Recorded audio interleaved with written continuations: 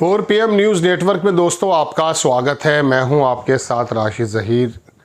होता यूं है कि जब काम ख़त्म हो जाता है किसी चीज़ का और वो ज़रिया बनी होती है तो कभी कभी देखने में यह आया है कि उसको भी ख़त्म कर दिया जाता है।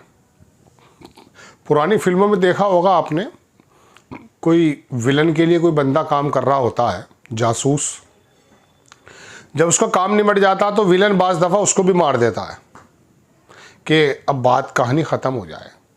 देश के अंदर तमाम पिलर्स का, तमाम संस्थानों का हाल क्या है आप अच्छी तरह से जानते हैं, मैं बारहा आपके सामने कह चुका।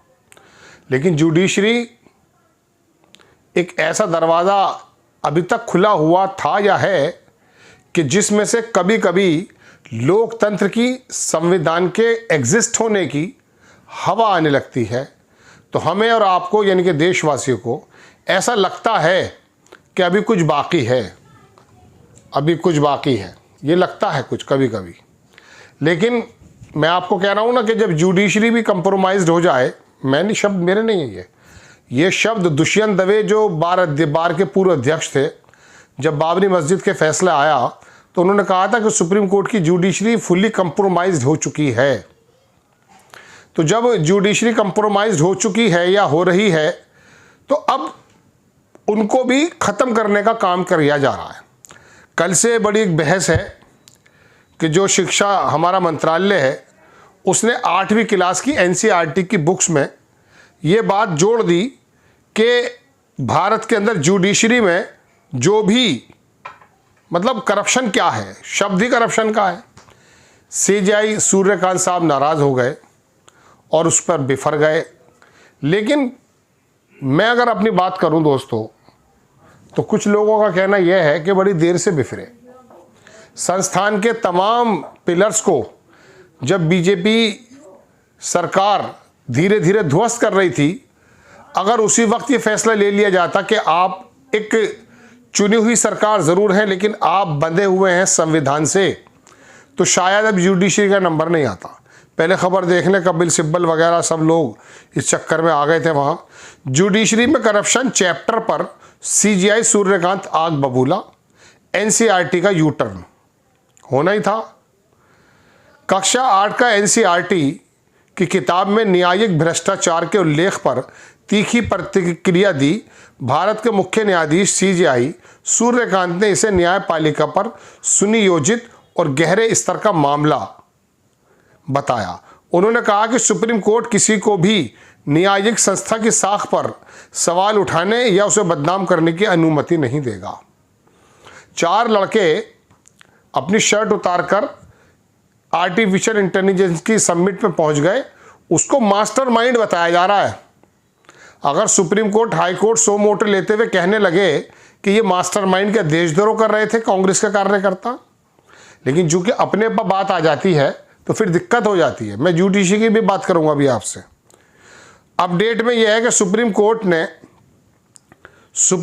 सुबह के घटनाक्रम के बाद दोपहर से खबर आ रही है कि NCERT ने उस किताब को मार्केट से हटवा दिया है। इंडियन एक्सप्रेस का कहना है कि NCERT ने पूरे चैप्टर को ही हटा लिया है। अन्य मीडिया रिपोर्ट में कहा गया कि मार्केट में ये किताब अब किसी दुकान पर उपलब्ध नहीं है। NCERT किताब में वापस पुराना चैप्टर लगाकर इसे जारी करेगी। इस संबंध में इंडियन एक्सप्रेस ने इस आशय की एक रिपोर्ट प्रकाशित की थी। मामले का खुद से संज्ञान लेते हुए CJI ने कहा उन्हें इस मुद्दे पर लगातार फ़ोन कॉल और संदेश मिल रहे हैं जिनमें बड़ी अदालतों के जजों और वरिष्ठ वकीलों की भी चिंताएं शामिल हैं। दरअसल NCERT की किताब के चैप्टर के बारे में वरिष्ठ वकील कपिल सिब्बल ने अदालत का ध्यान बुधवार 25 फरवरी को दिलाया। कपिल सिब्बल ने कहा कि बार के वरिष्ठ सदस्य इस बात से बेहद व्यथित हैं।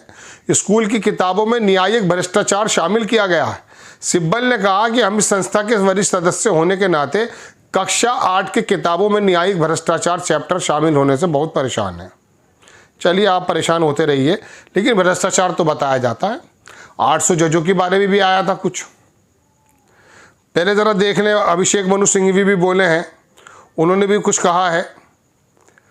ये दरअसल 24 फरवरी 2026 की रिपोर्ट के अनुसार NCERT की नई कक्षा 8 की सामाजिक विज्ञान के अध्याय हमारे समाज में न्यायपालिका की भूमिका में पहली बार न्यायपालिका में भ्रष्टाचार को एक प्रमुख चुनौती के रूप में शामिल किया गया है।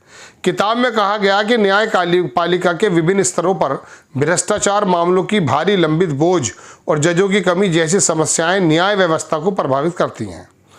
लंबित बोझ और जजों की कमी, ये तो दुनिया कहती है जजों की कमी है, इसमें लिखा है तो क्या गलत है। इसी वजह से देर से मिलता है वो।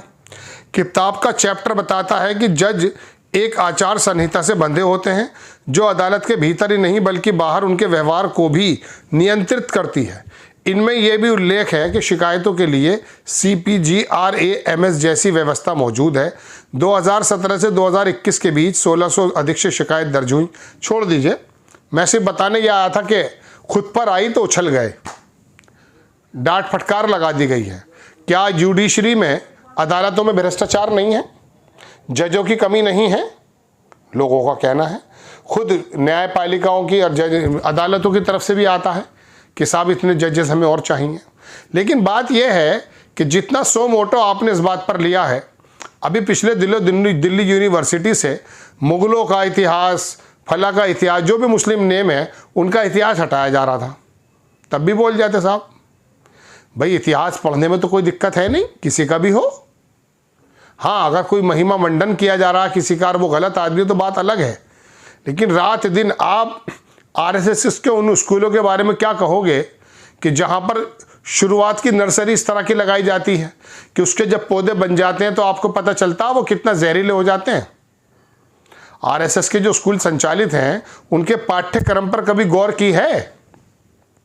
मदरसे के सिलेबस पे जो नज़रें उठाते हो उस पर तो आवाज़ उड़ जाती हैं। लेकिन अब ज़रा सी बात जुडिशरी के बारे में क्या आई जनाब मन, फ़ौरन ही कपिल सिब्बल, अभिषेक मनु संघवी सब एक साथ सुर मिलाने लगे। इस बात से इनकार तो नहीं किया जा सकता कि बाबरी मस्जिद के जो फैसला है उसे बहुत से लोगों ने बड़ी शक की निगाहों से देखा है। आज तक भी ये कहा जाता है कि आस्था के आधार पर अगर आप फैसला कर रहे हैं तो ये कहाँ तक उचित है, अनुचित है। मैं बताना ये चाहता हूँ दोस्तों कि CJI साहब जो है ना, बहुत सारे फैसले देखिए आप, जब देश को बहुत ज़्यादा ज़रूरत होती है तब बाकायदा लंबित कर दिए जाते हैं चीज़ों को। बहुत सी चीज़ों को तो सुनने का भी समय नहीं है। अभी पिछले दिन 2-3 दिन पुरानी खबर है। खैर, सरकार पीछे से आ रही है, चूँकि आप भी बचे हैं, सिर्फ आपका भी ख़त्म करना है मामला। बाकी सारे जो पिलर्स हैं उनका तो हाल क्या किया आपको मालूम है। लेकिन ये जुडिशरी कभी कभी वक्तन फवक्तन बीच बीच में ऐसे फैसले दे देती है कि भारत की संविधान और भारत के लोकतंत्र को ऐसा लग जाता है जैसे पोषक तत्व मिला हो। अब तुम्हारी भी बारी हो सकती है। जय हिंद।